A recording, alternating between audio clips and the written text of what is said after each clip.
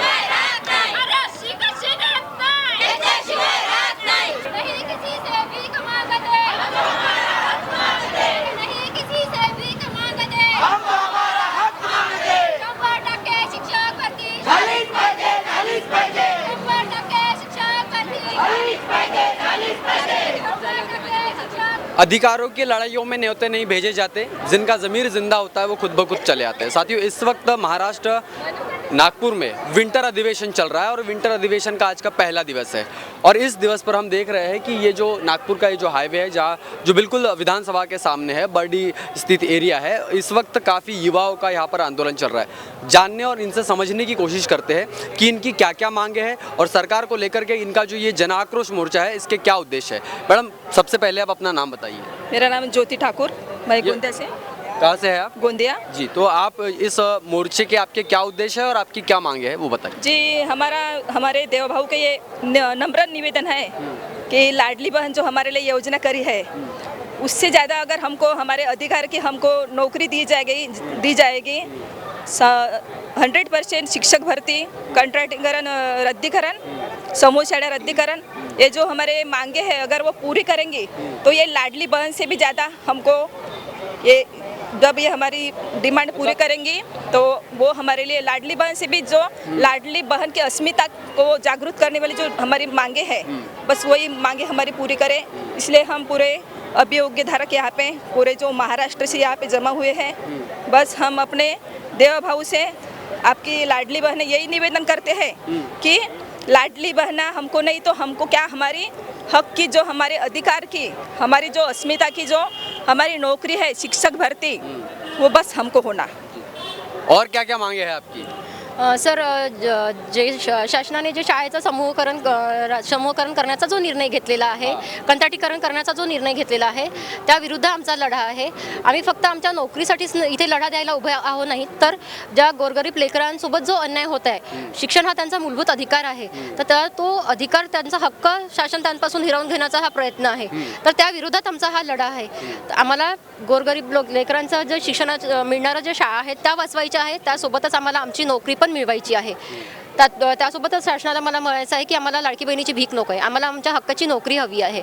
लाडकी बहिणीची जी तुम्ही 1,500 रुपये देऊन लाडक्या बहिणींना हे करता किंवा युवा प्रशिक्षणार्थींना कुठलीही त्यांच्यामध्ये पात्रता नाही तरी देखील तुम्ही त्यांना आश्वासने देतात की आम्ही तुम्हाला परमनंट करू, आम्ही तुम्हाला नोकरी देऊ आणि आम्ही इथे पात्र आहोत, आम्ही TET पास आहोत, CT पास आहोत, आम्ही B.Ed धारक आहोत आणि आम्ही बेरोजगार युवा शिक्षक आहोत. तर आमच्यासोबत हा अन्याय कसला? आम्हाला आमचा हक्क हवा आहे, आम्हाला आमच्यासोबत आम्हाला न्याय हवा आहे आणि आम्हाला आमच्या हक्काची नोकरी हवी आहे.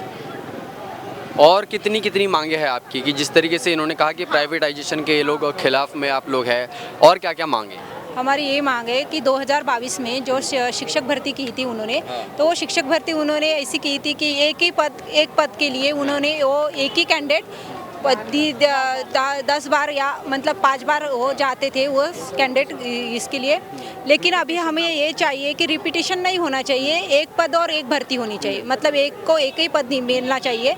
ऐसे रिपीटेशन के कारण क्या होता है कि जो अभी तक यहाँ में ऐसे बहुत से ऐसे कैंडिडेट है कि उन्होंने 2022 में एग्ज़ाम दी थी, अच्छे मार्क्स मिले थे उनको, लेकिन उनको चांस नहीं मिला. अभी ऐसा नहीं होना चाहिए, सबको चांस मिलना चाहिए और एक पद एक भर्ती ऐसी करनी चाहिए सरकार को. ये हमारी मुख्य मांग. फेयर रिक्रूटमेंट होना चाहिए. हाँ, फेयर रिक्रूटमेंट वही. सर नमस्ते सर. जो हमारे संदीप कांबळे सर है उनके मार्गदर्शन में युवा शैक्षणिक और सामाजिक न्याय संगठन के तरफ से जो अभियोग्यता धारक है हमारे पूरे राज्य में, तो उनकी तरफ से ये आंदोलन या मोर्चा जो है वो विधान भवन के ऊपर हम जा रहे थे. लेकिन कुछ डेलीगेशन हमारे एजुकेशन मिनिस्टर जो है दादा बुसे साहब उनके यहाँ मिलने उन्होंने बुलाया है, तो वहाँ पे गए हैं और हमारी मांगे जो है वो शासन के ऊपर हम यह विनती करते हैं कि जो क्वालिटी एजुकेशन जो है वो महाराष्ट्र जिला परिषद स्कूल म्यूनिसिपल कॉरपोरेशंस के स्कूल जो है उस स्कूल के बच्चों को मिलना चाहिए. हर एक गांव में अच्छा स्कूल होना चाहिए. ये हर एक महाराष्ट्र हमको देखने को मिलता है कि हाँ, आप जिस शिक्षक भर्ती के लिए आप आंदोलन कर रहे हैं, ऐसी कई जो गवर्नमेंट स्कूल है वो स्कूल बंद हो रही है, बराबर है. और गवर्नमेंट स्कूल अगर बंद होगी तो आपकी नौकरी खतरे में आएगी. तो इसके लिए आप कुछ बहुत बड़ा आंदोलन करने वाले हैं कि बस ये जो आंदोलन आपकी मांगे पूरी होती तो इसके बाद में ख़त्म होने वाला है? हमारा पहला मिशन है जो गवर्नमेंट स्कूल है उसको बचाना है. वो मराठी लैंग्वेज जो है महाराष्ट्र में मराठी लैंग्वेज चलनी चाहिए. मराठी लैंग्वेज चलने के लिए मराठी स्कूल जो है वो रहनी चाहिए. मराठी स्कूल हर एक राज्य में उसकी भाषा की स्कूल जो है वो रहेंगे तो ही वो उसकी भाषा जीवित रहेगी. मराठी संस्कृति वही महाराष्ट्र में मराठी संस्कृति की मराठी भाषा जो है वो जीवित रहने के लिए मराठी स्कूल जीवित रहनी चाहिए. मराठी स्कूल अच्छी रहनी चाहिए. मराठी स्कूल तभी अच्छी रहेगी जब हर बरस रिटायरमेंट होती है, हर साल रिटायरमेंट होती है और हर साल रिक्रूटमेंट नहीं होती है. टीचर की जो रिटायरमेंट है हर साल 5,000 10,000 के संख्या में होती है. लेकिन सरकार जो है 5 साल में 10 साल में एक बार ही वो जो है भर्ती प्रक्रिया प्रोसेस जो है वो करती है. तो पूरा सिस्टम को पूरा स्कूल को जो है टीचर नहीं मिलेंगे. इसके लिए हम मांग कर रहे हैं हर साल जब जब रिटायरमेंट होगी तब पवित्र पोर्टल ये जो गवर्नमेंट का जो टैब है वो जो वेबसाइट है उनकी तरफ से उनके मार्फत से क्वालिटी एजुकेशन टीचर जो है वो ZP स्कूल को गवर्नमेंट स्कूल को मिले.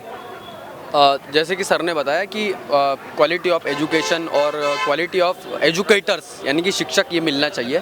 सरकार के पास में आपका कितने लोगों का जो है बातचीत करने के लिए आपका डेलीगेशन अभी तक के गया हुआ? हमारे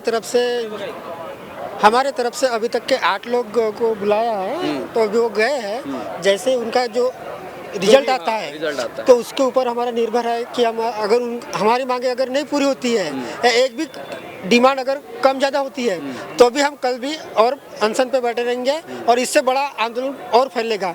क्योंकि जो हमारे अभियोग्यता धारक है D.Ed B.Ed जो अभी भावी शिक्षक लोग हैं जो 2 लाख के ऊपर है, लेकिन अभी यहाँ तक के सिर्फ 1000 के आसपास आ गए हैं. तो इसके बाद अभी जो कल का माहौल है वहाँ से आपको 5000 तक हमारे लोग दिखेंगे और इससे बड़ा आंदोलन होगा. तो साथियों इन्होंने यह बताया है कि जो यहाँ पर महाराष्ट्र में सबसे ज़्यादा हमें मराठी स्कूल जो है वो बंद होने के कगार पर दिखाई दे रही है क्योंकि बच्चे नहीं मिलते हैं। दूसरी बात इनका मुद्दा ये है कि आने वाले समय में अगर हमने मराठी स्कूल नहीं बचाए तो कहीं ना कहीं मराठी भाषा और उसका अस्तित्व यह खतरे में आ जाएगा। तीसरी बात, अभी तक इनका एक 5 लोगों का शिष्टमंडल जो है वो जो माननीय हमारे एजुकेशन मिनिस्टर हैं उनके पास में गया हुआ है। अब बातचीत करने के बाद में पता चलेगा कि आगे क्या निर्णय सरकार लेती है और वहाँ पर मंत्रिमंडल लेता है, लेकिन तब तक के ये मोर्चा और आंदोलन यहाँ पे चलता रहेगा। और इसके आगे अगर जो भी कुछ बड़ा आंदोलन होता है तो मांगे नहीं पूरे होने के बाद में बड़ा आंदोलन का इशारा भी यहाँ के तमाम जो आंदोलनकर्ताओं ने दिया है।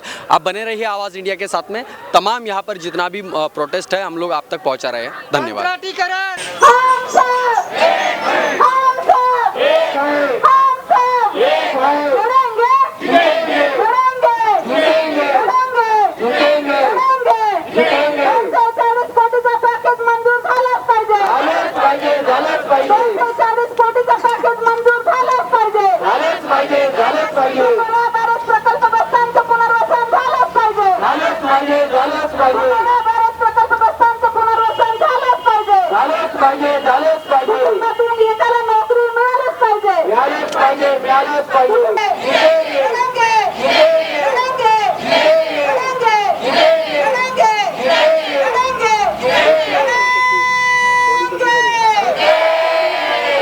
साथियों, महाराष्ट्र नागपुर विंटर अधिवेशन का यह पहला दिवस है।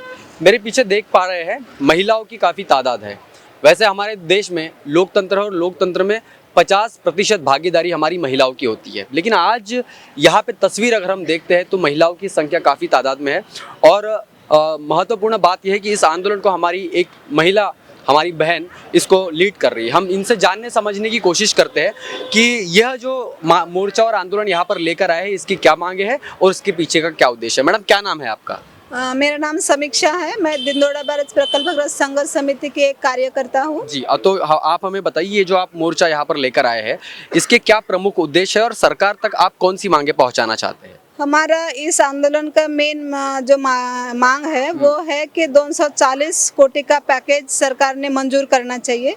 ये जो सारे प्रकल्पग्रस्त है इनकी जमीनें जो है 1993 से 99 तक संपादित की है और इन सबको 10,000 रुपये हेक्टरी जमीन का रेट उस समय मिला है। लेकिन जमीन का रेट 1999 में मिलने के बाद 2017 में डैम की शुरुआत हुई और डैम की शुरुआत होने के बाद फिर इनको 2013 में जो पुनर्वसन और पुनर्स्थापन कायदा हुआ वो कानून से के हिसाब से इन सभी प्रकल्पग्रस्तों को जमीन का मुआवजा मिलना चाहिए। ये हमारी मुख्य मांग है और इसके लिए हम 2017 से लगातार आंदोलन कर रहे हैं। धरन में आंदोलन कर रहे हैं, डैम पे कर रहे हैं, नागपुर में भी काफ़ी आंदोलन किए हैं, लेकिन अभी तक सरकार ने पैकेज मंजूर नहीं किया है।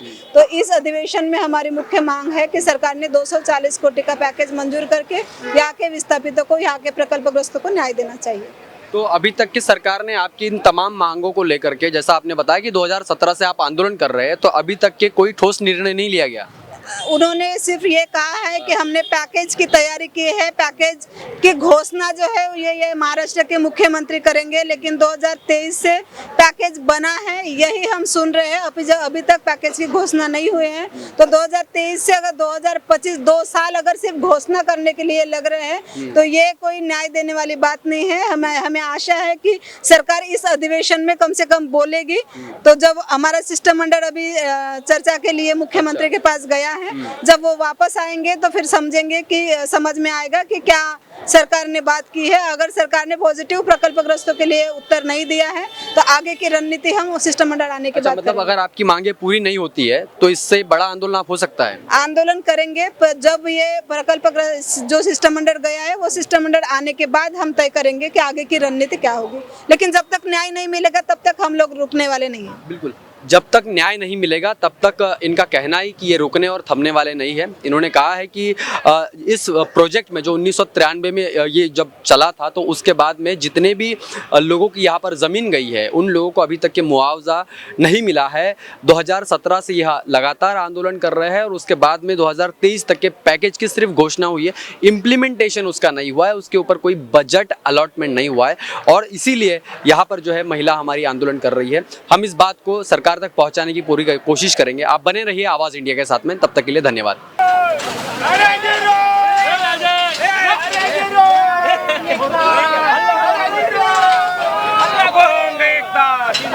साथियों, आप देख पा रहे हैं कि यहाँ पर एक मोर्चा आया है और ये विकलांग जो हमारे भाई है उनका मोर्चा है और इनके बीच में और पुलिस के बीच में कुछ असहमति हो गई और उसके वजह से यहाँ पर जो है लोग कहीं ना कहीं जाने के लिए कोशिश कर रहे हैं, देख रहे हैं। क्या मांग है सर आपकी? मांग कुछ नहीं है, एक बाईपास पेशेंट आया है हमारे साथ जो ऑलरेडी हर साल मोर्चा निकालता है, लेकिन उसको छाव में जाने की परमिशन नहीं दे रहे पुलिस वाले। बाजू में छाव है, एक गाड़ी जाने की परमिशन नहीं दे रहे। इतनी लापरवाही, ये प्रशासन का क्या खैर है? अरे मूर्खा बना है, सर्वात मोठी पोलीस प्रशासनाची मूर्खा बना।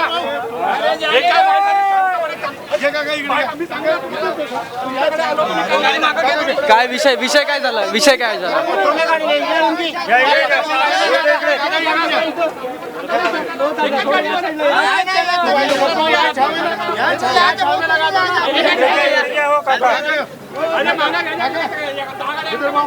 आप देख रहे हैं कि एक बाईपास पेशेंट है और इनको जो है छाव में जाने के लिए ये रिक्वेस्ट कर रहे थे, लेकिन रिक्वेस्ट जो है पुलिस प्रशासन के लोगों ने रिक्वेस्ट नहीं मानी, तो कहीं ना कहीं यहाँ पर दोनों में असहमति हो गई है। आप देख पा रहे हैं दिव्यांग बंधुओं का ये मोर्चा है। जानने समझने की कोशिश करेंगे, बातचीत करने की कोशिश करेंगे कि इनकी क्या मांगे हैं और किन मांगों को लेकर के ये जो है यहाँ पर आए थे। एक व्यक्ति है जिनका बाईपास पेशेंट है और उनको छाव में जाने की कहीं ना कहीं वो कोशिश कर रहे थे, लेकिन वो देखते हैं, इनसे बातचीत करते हैं। सर, क्या हो रहा था अभी? सबसे पहले तो हम बड़े शांतिपूर्वक मोर्चा लेकर आए थे और हमारे पिछले 20 साल से ये मोर्चा का आयोजन हमारे गिरधर जी बजबू जी कर रहे हैं। अभी हाल ही में 2 महीने पहले वो हॉस्पिटल में भर्ती थे, तो अगर ज़्यादा देर अगर धूप में रहते उनका बाईपास भी हुआ है, तो ज़्यादा धूप में रहने से उनको थोड़ी सख्त। हमारे मांगनी यही थी कि भैया उनको थोड़ा एक छाव में एक गाड़ी ले ली जाए। लेकिन ये सरकार इतना बहरा और इतना अंधा है और हमारे से भी ज़्यादा दिव्यांग है, क्योंकि इनको दिव्यांगों को कुछ देना तो आता नहीं, सिर्फ हमारे पैसों का घोटाला इनको करना आता है। हमने हर बार इस मोर्चे के मंच के माध्यम से आपको बताया, पत्रकार को, कि हमारा जो दिव्यांग निधि है 5%, इस वाटप के लिए सरकार हमारे पैसों में हमेशा घोटाला है। जैसे नागपुर महानगर पालिका का जो निधि है, उनका जो बजट है वो 3,500 करोड़ का है। इस हिसाब से 150 करोड़ का वाटप सिर्फ महानगर पालिका में होना चाहिए, लेकिन ये सिर्फ 2-3-5 करोड़ रुपए वाटप करते हैं, बाकी का पूरा पैसा इनका नेता और इनके अधिकारी मिलकर खा जा रहा है। इसके खिलाफ हमारे बजबू जी हमेशा आंदोलन करते हैं और हम सब उनके सहकारी उनके साथ में कंधे से कंधा मिलाकर है। हम अपने नेता के लिए बस एक छाव मांगते हैं, हम लोग दिव्यांगों को जो एक छाव भी नहीं देना चाहते। ऐसे हरामखोर सरकार भ्रष्टाधिकारी का हम निषेध करते हैं। अगर इस मोर्चे के अंदर हमारे किसी भी दिव्यांग को कुछ भी तकलीफ होती है तो सरकार का क्या हाल करेंगे, ये हमने अपना तरीके से डिसाइड कर लिया है। कुर्सी हिला देंगे, इनके वाली कुर्सी हिला देंगे हम लोग। यहाँ पे हम सब दिव्यांग सुबह से आके बैठे हैं यहाँ पे धूप में। आप देख सकते हैं कितनी कड़ी धूप है यहाँ पे। और हमारे जो अध्यक्ष हैं उनका बाईपास सर्जरी हो चुका है और उनके लिए हमने सिर्फ छाव का प्रबंध करने के लिए बोले थे कि गाड़ी हमारे अध्यक्ष साहब की गाड़ी छाव में, सिर्फ एक गाड़ी हमको छाव में लगानी थी। तो ये पुलिस प्रशासन और ये जो है मंत्री और जो अधिकारी लोग हैं इतने हरामखोर है कि एक छाव का बंदोबस्त भी नहीं कर सकते और यहाँ पे उनकी गाड़ी पीछे ले जाया गया है।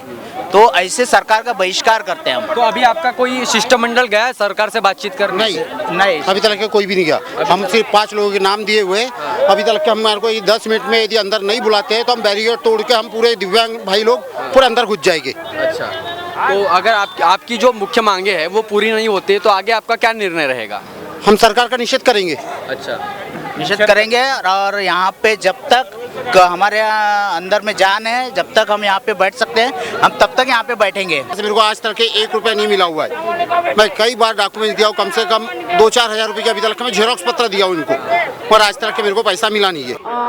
मी उज्ज्वला खराबे बोलत आहे आणि गेले 22 वर्षापासून आम्ही आंदोलन करत आलेलो आहोत। मी दिव्यांग आहे आणि शासनाला कसं आज आम्ही आंदोलन म्हणून नाही आलेलो आहे, त्यांना एक विनंती करायला आलो आहोत की गेले इतक्या वर्षापासून आम्ही ज्या मागण्या मागत आहोत त्यातल्या काहीतरी पूर्ण करा. म्हणजेच कसं वयाच्या 45 वर्षाच्या नंतर दिव्यांगांना कुठलीही सवलत मिळणार नाही असं शासनाने म्हटलेलं आहे. मी शासनाला एक म्हणू इच्छितो की आमदार खासदार जे काही आपण निवडणुकीसाठी उभं असतो तिथे त्यामध्ये वयाची अट का नसते. हां, तर मग दिव्यांगांना वयाची अट का असावी आणि दिव्यांगांकडून वयाची अट ही अमान्य करावी. कारण दिव्यांग हा सुरुवातीपासूनच वयाच्या 5 वर्ष मागे असतो. जेव्हा इतर नॉर्मल लोक 5 वर्षाचे असतात तर दिव्यांग हा फक्त 1 वर्षाचा असतो. त्याच्यामुळे शासनाला माझं एकच विनंती आहे की कुठल्याही ज्या योजना देत आहेत तर तिथे वयाची अट जी आहे ती रद्द करण्यात यावी. आणि अर्थसहाय्याची जी योजना आहे खास करून त्यासाठी, कारण म्हणजे संपूर्ण दिव्यांग हे स्वावलंबन असतात. त्याच्यामुळे ज्या शासनाच्या छोट्या मोठ्या ज्या रोजगार किंवा इतर अर्थसहाय्य योजना वगैरे यामधून मी म्हणजे हंबर रिक्वेस्ट आहे माझी शासनाला की वयाची अट रद्द करण्यात यावी. आणि जे तुम्हाला मानसिक जे मानधन मिळतं, मासिक मानधन, त्याच्यामध्ये काही मापदंड आहेत किंवा ते वाढवण्याची तुमची काही आहे का, डिमांड आहे का? हो ना, कारण आज मी 40 पार आहे तर मी माझ्यापासून सांगत आहे 60 रुपयापासून मंथली जेव्हा सुरू होत आहे तर आज म्हणजे मला 40 वर्ष लागले 2,500 रुपये मिळायला शासनाकडून. तर असं कसं होईल? एकूण किती केलं पाहिजे? आम्ही सगळे 6,000 असं मानधन असं म्हणत आहोत पण 5 तर मिनिमम मिळालंच पाहिजे. दिव्यांगांना 5,000 मिनिमम मिळालंच पाहिजे. कारण दिव्यांग हा उशिरा डेव्हलप होतो आणि खूप लवकर थकतो. आणि संपूर्ण कसं माहितीनुसार कसं दिव्यांगाला हा स्वतःच्या पायावर तर असतोच उभा, पण त्याला घरच्यांचा किंवा इतर समाजाचा जास्त पाठिंबा नसतो. म्हणून त्याला 5,000 मानधन यावंच पाहिजे, मिळालंच पाहिजे असं माझ्या शासनाला विनंती आहे. साथियों, इस वक्त हमारे साथ में गिरिधर भोजभुजे साहब है. इनसे बातचीत करते हैं कि ये अपनी किन मांगों को लेकर के यहाँ पर नागपुर अधिवेशन जो चल रहा है यहाँ पर ये आए हैं. सर, क्या क्या मांगे हैं आपकी और किस बात को लेकर के अभी जो मुठभेड़ थोड़ी सी हो रही थी वो किस बात को लेकर के हो रही थी? मी थोडंसं तब्येत खराब असल्यामुळं पोलिसांना थोडंसं बॅरिकेड काढून सावलीत फक्त जाण्याची विनंती केली होती. आता त्यांच्यात दरवर्षीचा आमच्या मोर्चाचा अनुभव पाहून त्यांनी ती मागणी जी आहे आमची ती फेटाळली. बरोबर नव्हतं, कारण मी एकमेव गाडी घेऊन जाणार होतो. मग नाईलाजानं आम्हाला हे करावं लागलं. शासनाचं अभिनंदन यासाठी की शासनाने अपंगांच्या बाबतीत बरेच GR पारित केले आता परंतु दिले नाही आहे, कारण अधिकाऱ्यांवर त्यांचं अंकुश नाही आहे. कारण 200 स्क्वेअर फीट जागेचा GR जो आहे अपंगांना 200 स्क्वेअर फीट जागा व्यवसायासाठी देण्याचा शासनाचा GR आहे, परंतु अजूनपर्यंत त्याचं इम्प्लिमेंटेशन होत नाही आहे. संजय गांधी निराधार योजनेअंतर्गत पैसे वाढवले, परंतु 7-8 महिन्याचे पैसे खाऊन बसलेले आहे. म्हणजे मागील काही महिन्याचे मागील जे 8-9 महिन्याचे पैसे आहे, सरसकट लोकांना ते अधिकारी सांगतात की तुम्हाला हे पैसे येणार नाही. तर माझी विनंती आहे आणि की शासनाचं अभिनंदनासाठी की 2,500 रुपये केले त्यांनी, परंतु पुरेसे नाही आहे. 5,000 रुपये करावे. आणि जे अधिकारी अशा प्रकारची गलत वक्तव्य करतात, जे 8-9 महिन्याचे पैसे जे आमच्या नावावर निघालेले आहे ते देत नाही आहे, तर सर्वांच्या खात्यामध्ये अपंगांच्या डाटा उपलब्ध आहे त्यांच्याकडे, तर सर्वांच्या खात्यामध्ये त्यांचे पैसे वळते करावे. आम्ही गेल्या 20 वर्षापासून गठई कामगाराप्रमाणे अपंगांना व्यवसाय शेत देण्यात यावं यासाठी शासनाकडे सतत तक्रार लावत आहोत, मोर्चे काढत आहोत.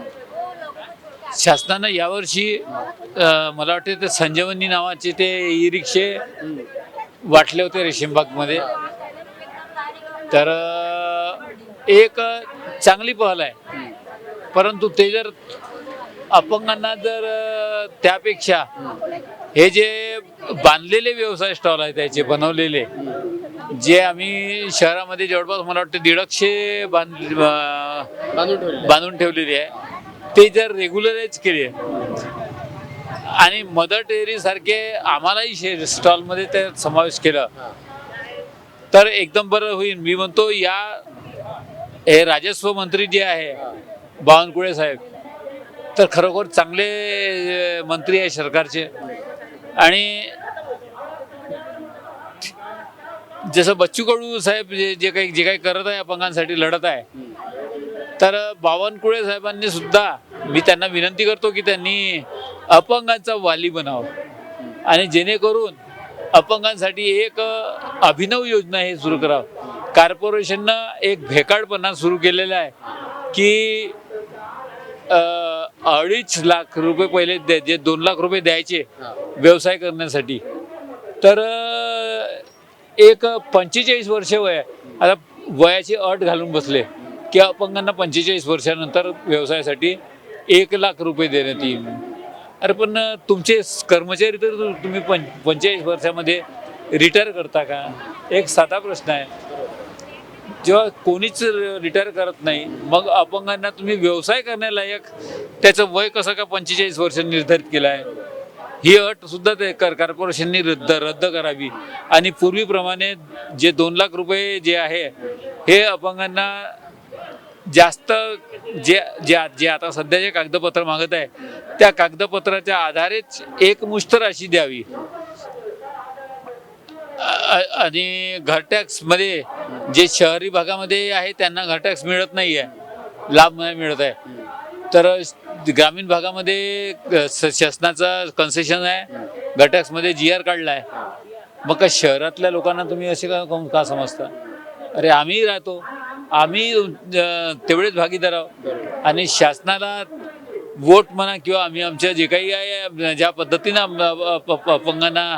अपंगांनी मदत करायला हवे, आम्ही त्या पद्धतीनं आम्ही शासनाला हा मोर्चा जो आहे हा शासनाच्या विरोधात नाही आहे, तर शासनाला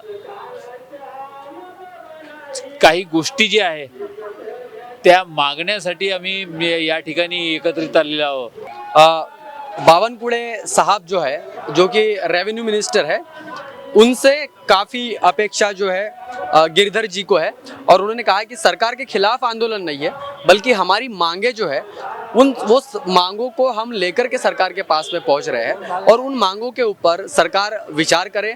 शासन जो भी कुछ निर्णय लेती है, लेकिन उसकी अमल बजावनी यानी कि उसका इम्प्लीमेंटेशन ग्राउंड रोड पर नहीं होता है. जो अधिकारी है वो उस तरीके से उसके ऊपर काम नहीं करते हैं और इसी वजह से आज ये मोर्चा और आंदोलन निकालने की नौबत इनके सामने आ रही है. आप देख रहे हैं आवाज़ इंडिया TV, बने रहिए. धन्यवाद. जय भीम.